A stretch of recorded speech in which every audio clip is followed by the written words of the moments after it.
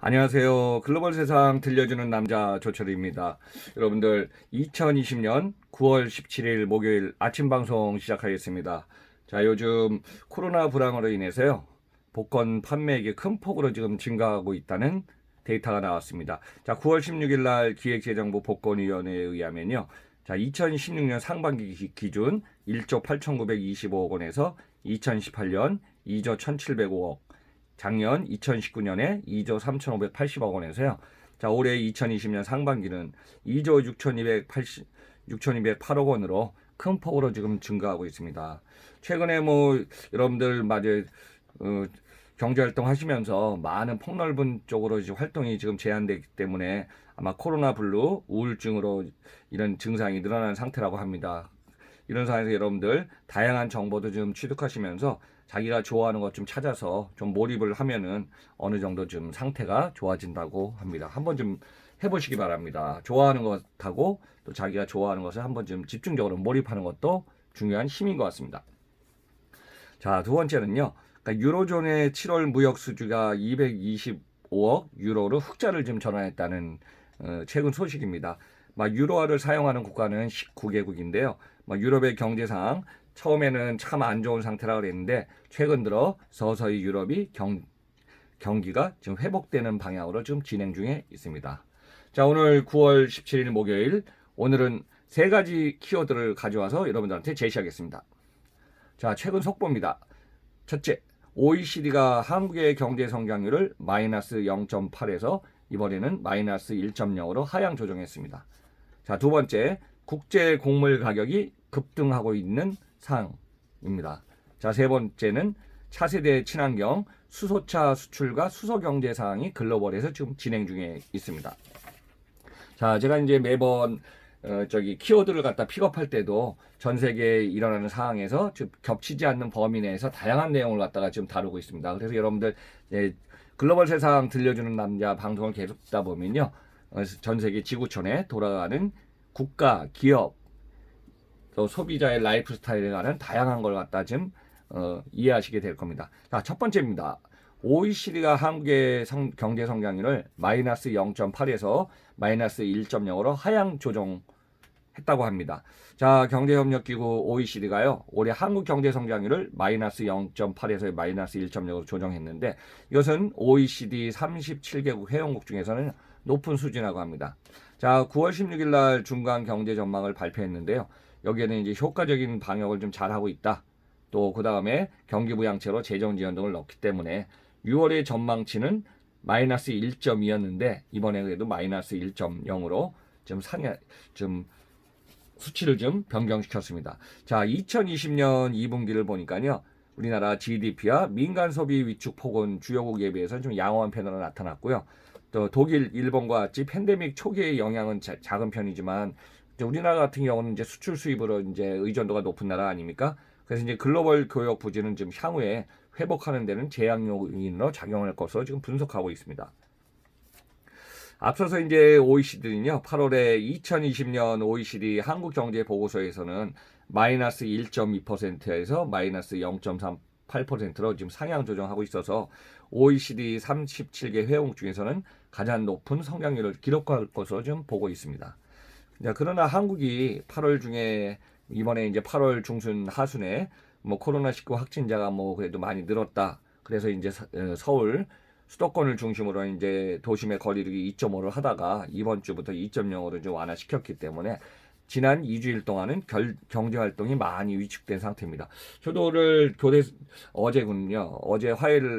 어제 수요일이네요. 16일 날 교대 사무실 가고 업무하다가 또 이제 저녁을 같이 먹게 돼 갖고 단골집에 가서 이 밥을 먹으니까 손님들이 그래도 지난주에 비해서 좀 늘어난 상황입니다. 그리고 이제 술도 좀 마시는 분들도 계시고 그래갖고 일단은 음식점이라든 장사하시는 분들 큰 적이는 아니지만은 조금은 낮았다 하는 저희 사장들하고 얘기를 들어보니까요. 그런 상황이 현장의 목소리였습니다. 자, 2021년 전망치는요. 우리나라 3.1%로 이제 서서히 좀 회복될 걸로 예상을 하고 있고 올해 세계 경제 성장률도 6월에는 OECD가 발표할 때는 마이너스 6.0이었는데요. 이번에 마이너스 4.5로 좀 개선하는 방향으로 전망을 좀 하고 있습니다. 요즘 미국, 중국, 유로존을 포함해 갖고 주요국의 방역 조치가 좀 완화되고 경제활동 재개로 인해서 경기 회복세를 좀 반영한 것이 세계 경제 전망치도 좀 호전 상태로 좀 방향을 보고 있지 않나 그렇게 보고 있습니다. 그래서 이제 미국은 마이너스 7.3에서 마이너스 3.8로 좀 상향 조정했고요. 중국은 마이너스 2.6에서 1.8로. 그래서 아마 전 세계에서 이제 플러스 성장을 한 나라는 아마 유일하게 중국이 되지 않나 그렇게 좀 보고 있습니다. 그리고 그러나 이제 전반적으로 2021년 세계 경제 성장과 세계 전망은 반등은 하고 있지만은 당분간 계속 어둡다는 전망을 하고 있습니다. 제가 여기서 이제 포인트 한번 정리하면요. 저는 올해 코로나 팬데믹 있을 때 1년의 주기 사이클을 봐야 된다고 제가 말씀드렸듯이 이제 우리나라 같은 경우는 4계절이 있어서 봄, 여름, 가을, 겨울 1, 2, 3, 4분기에서 이 계절적인 변동 요인과 외부 요인들이 있기 때문에 아마 내년 2021년도 올해의 상황을 갖다가 예측하면서 경험한 걸 갖다 하면서 내년 1년도 한번 좀 사이클을 좀 맞춰볼 필요가 있을 걸로 보고 있습니다. 그래서 이제 어느 정도 내년에 이제 안정세가 돌아오면은 2022년에는 큰 폭으로 좀 반등할 걸로 예상하고 있습니다. 자, 두 번째 내용입니다. 국제 곡물 가격이 연속적으로 급등한다. 제가 그 전에 이제 글로벌 비즈니스에서는 자원 에너지 전쟁이 있고 여기에 중요한 게 이제 우리의 먹거리 곡물 전쟁이라고 제가 설명한 적이 있었거든요. 곡물 같은 경우는 곡물이 생산된 국가가 한정돼 있고 수요는 또 계절적에 따라서 이제 폭등하고 하다 보면은 선물 시장도 여기에 영향을 많이 받습니다. 그러니까 이런 상황에서 이제 관련되다 보니까 미국의 콩, 옥수수 생산 전망은 지금 흐린 상태고요. 중국이 돼지 사료용의 수요가 급증한 상황이고 쌀 가격은 3개월 만에 지금 상승하고 있는 것이 현재의 상황입니다. 그러다 보니까 앞으로 식량 확보라든가 먹거리에 이제 관심이 많아져 갔고요. 이 부분에 전 세계가 일단은 모든 포커스를 좀 둘 걸로 보고 있습니다. 우리가 의식주에서 있어서 가장 중요한 게 뭐냐면 먹거리 시기거든요. 그래서 아마 시계 전쟁, 시계에 관한 확보가 국가별로 상당히 지금 중요할 걸로 좀 보고 있습니다. 자, 콩과 옥수수, 밀 등은 이제 주요 국제 곡물 시사에서 계속 지금 급등하고 있어갖고 유엔 식량 농업 기구 FAO에 의하면요, 8월의 세계 식량 가격 지수는 전달 94.3포인트보다 2포인트 올라간 상태로 96.1포인트를 기록하고 있습니다. 자, 올해 1년간의 이제 지수를 보니까요, 사실 코로나가 오기 전에 1월 달까지는 지수가 100이 넘었습니다. 2.5포인트였거든요. 근데 이제 2월 달에 코로나가 발생해서 전 세계로 확산될 때는 계속 지금 저희 지수가 하락해 갔고요. 5월 달까지는 최저점에 91포인트까지 하락해서 바닥을 치고 나서 그 후에는 지금 상승하는 상황이 계속 지속적으로 되고 있습니다. 여기에는 이제 쌀 같은 경우는 국제 공급량이 적은 계절인데요. 이제 아프리카 수요가 늘어나서 가격이 급등한 상태고요. 밀과 옥수수는 유럽과 미국이 생산 감소로 인해서 가격이 급등했고요. 자, 보리 같은 경우는 중국의 수요 증가로 인해서 가격이 상승했습니다.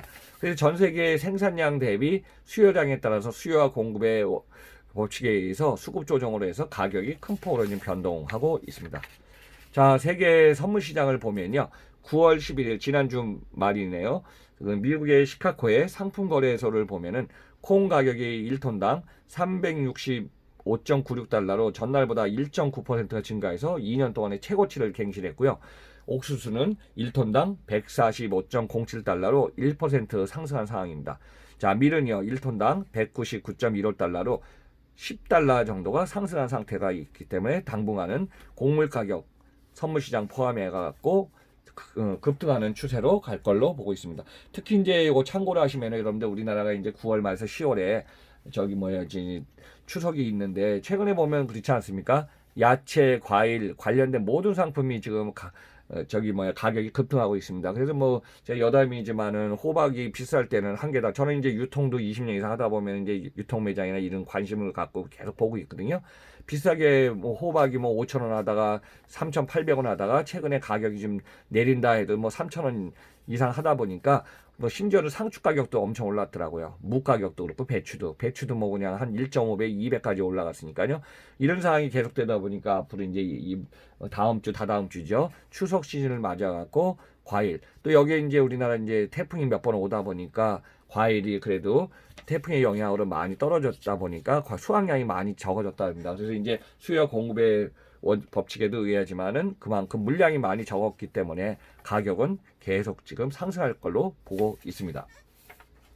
자, 세 번째 키워드 갖고 왔습니다. 자, 친환경 쪽으로 좀 많이 가고 있는데요. 수소차 수출과 수소 경제의 흐름이 글로벌에서 진행 중에 있다. 차세대 자동차의 하나가 뭐냐면요. 자, 자동차는 전기차, 수소차, 수소전지차, 연료전지차거든요. 그래서 이제 앞으로 전 세계에 이제 200개국에 77억, 78억 명 정도가 지금 살고 있는데 이 상황에서 우리는 지구 온난화도 있지만은 차량 문제, 공해 문제가 심각해갖고 이걸 갖다 저탄소 배출로 해서 우리가 지금 저탄소를 줄이자 이런 게 이제 앞으로 목표거든요. 이런 상황에서 지금 자동차 생산 대수가 연간 한 9천만 대를 생산해서 판매하고 있는데 그 중에 1위는 중국이 약 3천만 대고요. 2위는 미국이 약 2천만 대. 그러니까 전 세계 자동차 시장에서 인구 가장 많은 14억 4천 하는 중국하고 인구 3위의 3억 3천의 미국이 55%를 차지할 정도로 자동차를 많이 타고 다닙니다. 물론 이제 전 세계에서 우리나라 땅 기준으로 100배 넓은 나라가 이제 중국하고 미국이다 보니까 그만큼 자동차를 사용하는 차량을 갖다가 타고 다니는 그만큼 판매 대수라든가 사용 대수가 많은 편입니다. 그래서 최근에 이제 유럽의 친환경이 중시한 유럽 같은 경우 뭐 친환경 중시를 빨리 했기 때문에 여기에 수소 경제를 중심으로 지금 진행 중에 있습니다. 이 시장에 현대차가 수소 연료 전지차를 갖다가요 이번에 첫 수출을 지금 진행 중에 있었습니다. 그래서 산업통상자원부와 현대차에 의하면요 9월 16일에 부산항을 통해서 스위스 수소 저장 기술 업체 GRZ 테크놀로지 등의 현지 에너지 솔루션 스타트업의 이동형 발전기 수소 연료 전지 시스템을 갖다가 4기를 갖다 수출한 상태에 지금 보고서에 보도가 되고 있습니다. 그래서 여러분들 수소 연료 전지는요. 수소와 산소를 반응시켜서 전기와 열을 생산하는 시스템이거든요. 그래서 이제 기존의 화석 연료에 비해서 에너지 효율이 높은 편이고요. 온실가스 발생도 없어 갖고 미래의 친환경 에너지 전환이 되고 있는 상태에서 참 중요하게 되어 있습니다. 그래서 수소 전지차하고 열차, 선박, 드럼, 발전기 등 폭넓게 지금 사용되고 있어 갖고 여기에 대한 관심은 많이 높아지고 있는 상황입니다. 자, 현대차는요. 수소 전지차 넥소를 갖다가 글로벌 수소 모빌리티 시장에서 지금 선도하고 있는 역할을 하고 있고요. 현대차가 수소 전지차가 아니고 수소 연료 전지 시스템을 수출한 것은 이번이 처음입니다. 그래서 7월에 이제 국가 핵심 기술 수출의 승인을 받아갖고 수소 연료 전지 시스템을 수출이 시작되었기 때문에 여기하고 이제 시기를 맞춰갖고 EU 유럽연합도 수소 경제 전략을 좀 발표하고 있습니다. 그래서 이제 에너지 전환 속도를 내고 있어갖고 현대차의 진출이 용이하게 된 상태에 이르고 있습니다. 자, 수소 연료 전지 시장은요 국제 표준이 없는 상태입니다. 그래서 지금 스타트한 상황이기 때문에 경쟁국보다 빠르게 시장을 선점하는 것이 우선 중요하고요. 이 시장을 현대차가 지금 2019년부터 진행 중에 있어갖고 2019년에 글로벌 시장에서 4,987대의 넥소를 갖다 판매했고 2020년 상반기에는 3,292대를 지금 수소 전기차를 판매하고 있어서 글로벌 시장에서 선두 기업으로 지금 현대차는 지금 진행 중에 있습니다. 자, 7월에는 이제 세계 최초로 30톤급 수소 전지 대형 트럭을 갖다 양산해서 EU 지역에 수출하고 있는 상태입니다. 그래서 이제 현대차의 EU 수출을 계기로서 이제 앞으로 시장이 제가 조금 전에 설명드렸지만은 미국하고 중국 시장이 워낙 크다 보니까 전 세계 55% 차지하다 보니까 글로벌 전 지역으로 수소 연료 전지 시스템을 해외 판매를 지금 확대할 방침에 있습니다. 자, 여기서 중요한 포인트는요. 차세대 친환경 에너지 차량 등 지구촌의 온난화 문제, 환경 문제, 생태계 밸런스 보전 문제를 포함해 갖고 시장의 흐름도 수소 경제 쪽으로 좀 좋은 반응으로 좀 갈 것으로 좀 보이고 있습니다. 그래서 현대차의 글로벌 시장 공략과 확대를 갖다가 잘 되기를 바라고 응원하겠습니다. 자, 여러분들 오늘도 소중한 시간 열심히 일하시면서요. 중간중간에 이제 휴식을 좀 취해야 됩니다. 우리는 이제 인간은 기계가 아니기 때문에 일할 때 온, 리스트, 쉴 때 오프, 온오프를 한번 좀 제 밸런스 있게 잘 하시면요. 우리 인생 뭐 이제 오래오래 건강히 사는 게 최고 좋지 않습니까?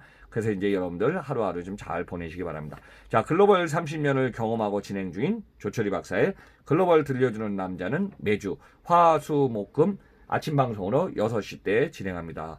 여러분들 마지막까지 들어주셔서 감사드리면서요. 자, 마지막에 구독을 안 누르신 분은 좀 눌러주시면은 조철희 박사 힘이 돼서 좋은 콘텐츠로 매일매일 새로운 사항을 여러분들한테 전달하겠습니다.